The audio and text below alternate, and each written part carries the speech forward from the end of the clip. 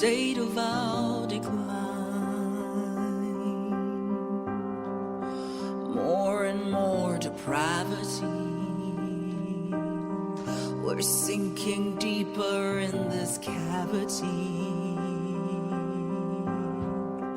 Will we ever be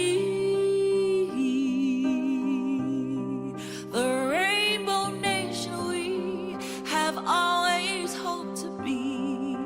Will we ever see the freedom that we've always hoped to see? Lily gold mine. The rainbow's broken. The rainbow's broken. Yeah, yeah, yeah. We are not free, not as we hope to be. We're visitors in our own backyard. The rainbow's broken. WOW. Wow. Wow. You know that expression that says, you think you know a guy, you think you know people, but my goodness, people walk around here with the most incredible hidden talents. That voice it would be familiar, and I would not have recognized that voice. Not a chance. Certainly, I would not have put it to this face. Ayanda Allie is in the house.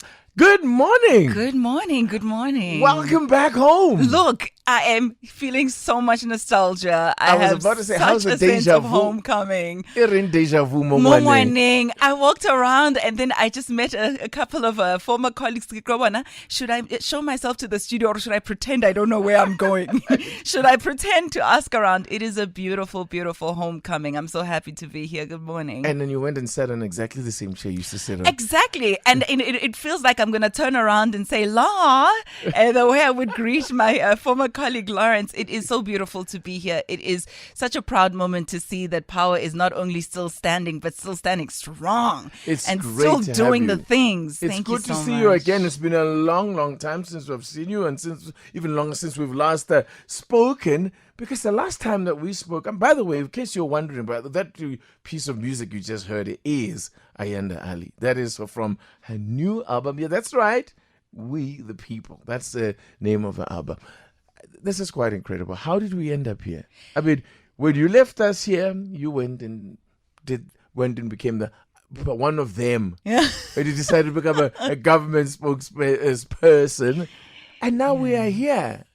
You know, for me, it's such a full circle moment because very few people know that I actually started out in music before even going into broadcasting, before going into government communication. In high school, I used to sing in the church choir. Right. And I know it sounds like a cliche. Everybody says does that. sound Well like- and truly, sang in the church choir. Did a couple of features as well in hip-hop tracks. And you'll know this as someone who's well-versed in music as well. You know, Nicki Binadi, Korasi, di Shoop Shoop in the background, etc. And then broadcasting and communication just took over and I followed that lead. But throughout the journey, I've been picking up, I think, pieces of what would be my voice and what would be my message. So nothing was wasted. If anything, everything was a culmination of what we have today. Did the music ever stop? It was always when there. you were doing all these other things, was the music always there? It was always there. I mean, I'd remember traveling through, the length and breadth of South Africa, either for the ministry work that I was in or broadcasting. And I'd sit either on the plane or on the bus or wherever I'd be and I'd write songs. You know, we'd read about what was happening in Marikana and I'd write a song. There would be the Lily Gold Mine disaster. I'd write a song. You know, we'd read about women who die at the hands of their intimate partners, you know, femicide and GBV. I'd write a song. I But never that's- knew what I would do with it, but I just kept writing. But that's some deep stuff. So it's obviously things that were, I would assume, things that are very close to your heart, because all those things that you've just mentioned that inspired the songs that you've written. That's heavy stuff. That's heavy. It's nothing like just the frivolous. I'm not even going to make an example lest I offend somebody else. But just singing a song that's just a jam, Yeah. And I think there's a time for that, because as human beings, we're so varied. There's a time to sing and dance, and then there's a time to reflect and mourn. And for me, this was my outlet. Because remember, the platforms that I occupied, I couldn't say exactly how I felt. I couldn't say what I thought about the state of the nation. You're speaking on behalf of a minister who's occupying a political position. So you can't exactly say, my heart feels X, Y, and Z. You're not speaking on your behalf. You're speaking on behalf of somebody else. And even as a broadcaster, there are limits to what you can say and how you can say them, and you can't be emotional, etc., etc. And so this was my way out. When you're grieving or you're reading headlines and you're trying to process, I would put it out in song and write it out on a piece of paper, record it on my phone, and that would be my husa. That's how I would exhale. Right. But how difficult was that actually? That having to what effectively is silence your voice? Because you went into government communications, having been a journalist, so that means that you know that what's real and what's not. And now, of course, you are communicating on behalf of government. That means you have to toe a particular line. How difficult was that? Did that feel like selling a part of you? No, you know, every single part of my journey has taught me something about myself. And I think this was so important. So being a journalist, you're speaking on behalf of, the voiceless, those who cannot, speak truth to power for whatever reason. You're amplifying their voice. Then you don't understand really how government works, how a political office in government works, and we're quick to throw stones, and most times justifiably so, by the way. I needed to go to the other side. I needed to understand the psyche of why it is that we are where we are as a people. I needed to understand the complexity of this huge machinery that is government. I wanted to get a first-hand account of how governance works, so that even in the work that I do on the ground as a development practitioner can be informed by understanding what the role of a DG is, who is accounting, what the role of a minister is, what happens in parliament. So for me, that gave me a well-rounded experience of really what I would like to say, And I think, Titi, if I can just take another 30 seconds or so, Sure. I think it's important for us to say, we look at the country. Is there a leadership deficit? Most definitely. Are we in crisis? I would most definitely say. Is it just in government? No, not only in government. We can look at your religious sector. You were just reading about some of the mafias that are taking money and smuggling gold. These are people who are supposed to be men of the cloth. You look at us as civilians and citizens. We are the ones who are offering a bribe to corrupt the public official who's pulling us over on the road. So all of us need to take a stand, look at ourselves in the mirror and say, how am I contributing to the death and decay that I'm seeing around me? How can I make a difference as the person to change myself first? The leadership deficit is within us as individuals first and foremost. Then can we stand up and hold accountable those who we have elected into political office. And from that point of view, you say that, of course, you wanted to go in and have a look at what it's like on the other side, from inside the machinery. And what did you pick up most out about it? And I mean, I say, like, whether it be misconceptions that we have had about the way the government works, what was it your main takeout from your experience working in government?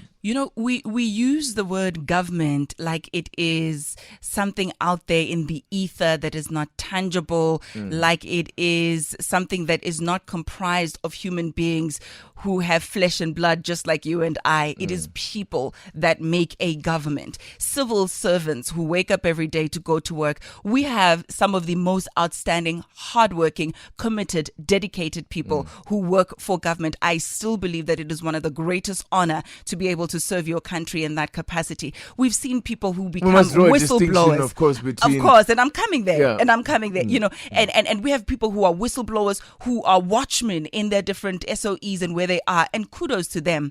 Then on the other side, you have those who are completely despondent. You have those who are apathetic. You have those who have been marred so much by the political goings on, because like you were saying, there's a difference between government and the political office and within there, yeah. and politicians. And then you have those who know, I know the system is going to change. There'll be a new minister. There'll be a new this. I'm going to have to pander to this one's needs, etc. And they're just downcast, and they become lethargic. And that is what then we get to identify as government. That is when we see things falling apart. But I do believe that we need to speak to those who are the real government, those who we see at the coalface, who are punching the numbers to say, nai idea, or who are on the street writing us the ticket, etc. I feel if they can have a greater sense of responsibility and understanding of who they are and why they are where they are, we are going to start to see a difference. So for me, this album really is for individuals, wherever you are in your own sphere of influence. Lead thyself and make sure that you shine the light where you are, and we will start to see a change. Whether you are in government, and I don't want to hop on about that too much because the private sector is not too rosy either. No. We have window dressing there, and the private sector also corrupts nama politician way too. So it's a take two to tango kind of situation. All of us need to reflect in the country, myself included. I'm not going to pretend to be holier than thou.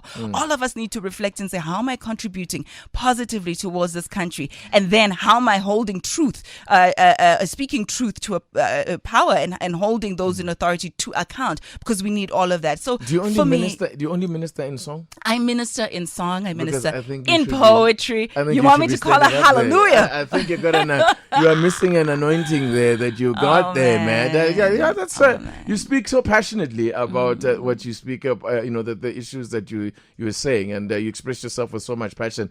I want to talk a little bit more in a moment. By the way, my guest is Ayanda Allie. In case you haven't, you're wondering, this voice sounds familiar. That's because it is. So we're going to be chatting to her about her music a little bit more in a moment. So stay with us. Let's check on the road. Engaging and informative. Power Breakfast with TT on Power 98.7. Before me, animosity.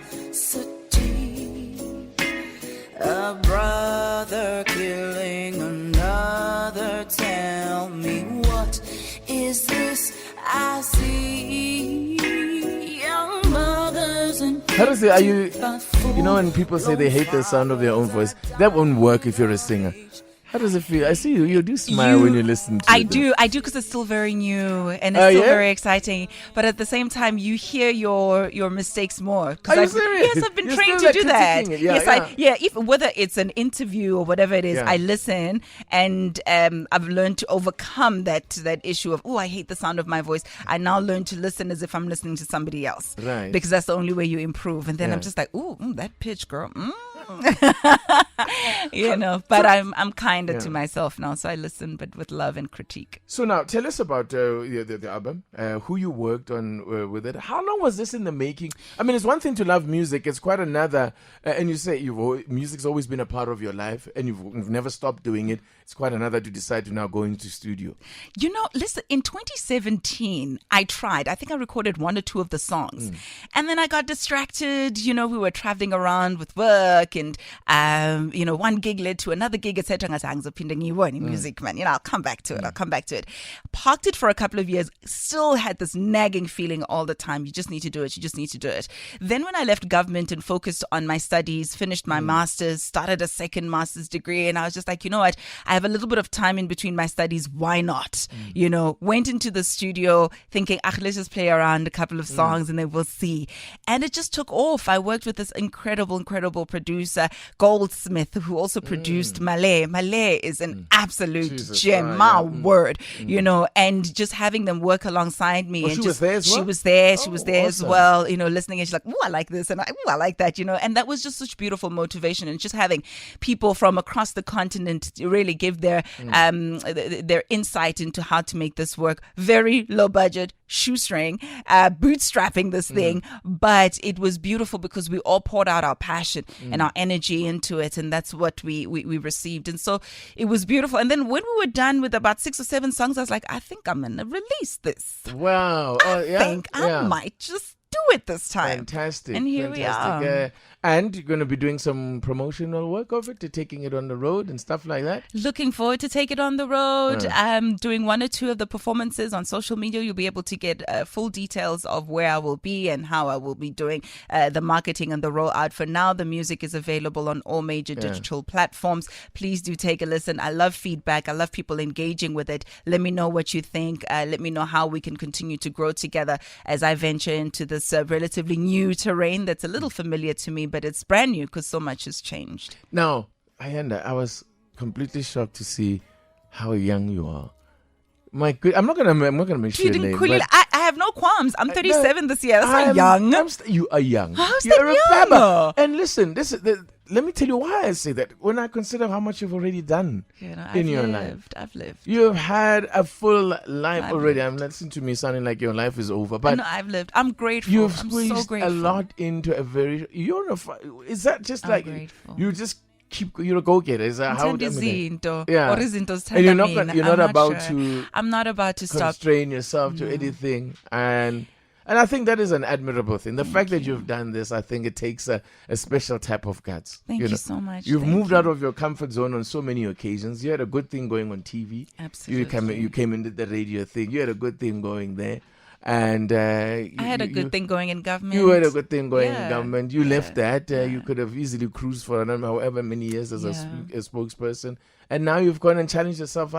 What's next? I love breaking new ground. I'm working on a book at the moment. So after the album, there will be a book that will be launched towards the end of this year. As in a biography? It is. It's a book about the work we do in Soweto Bukobam Youth Center. Yes, The youth center is 8 years old this year, so it will just be Fantastic. reflections from myself, from some of our partners, from some of the young people that we work with. It's called How to Save a Life. It's basically our own thoughts and the little things that we do that empower and impact other people, with the hopes of motivating somebody else to start their own organization or to do their little bit in changing society. So I hope one day when I'm old and gray and I look back on this life of mine, I can say at least Umudoiwan has been inspired to do great things because I breathed the air on this earth. Beautifully said, and as I said, I think you should also decide to take to the lantern and go and preach. I think you should really go and go to the pulpit as well. I will try that. You express Thank yourself you. beautifully, and I thank you. Kudos to you, as I said, for the gutsy person that you are, and for this latest adventure.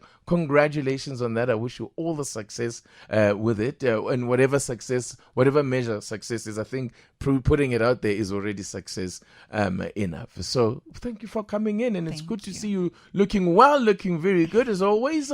Thank you. Do you want to take us to the news then? Let's go to the news. Slightly late for the news. It's now 8:32. You're listening to Power Breakfast with TT. You've been listening to a Power 98.7 podcast.